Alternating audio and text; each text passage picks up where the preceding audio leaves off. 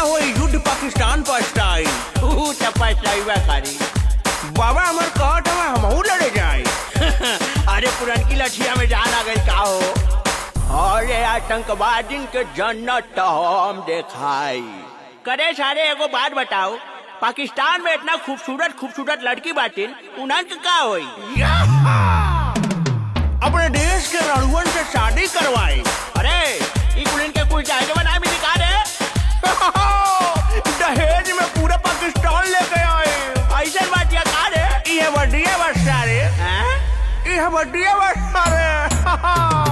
हिंदुस्तान वाले मार दिए टोरे जैसा पिल्ला के लेके बड़ मार सवा यूपी बिहार के जिला के।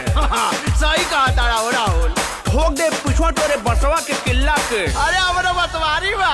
सुन पाकिस्तान, हमार देश भगत सिंह के टोर सारे जिन्ना के कहीं दे तो मार दिखा पिल्ला से। अब भर्ती होके आई तुहन के सुधारे।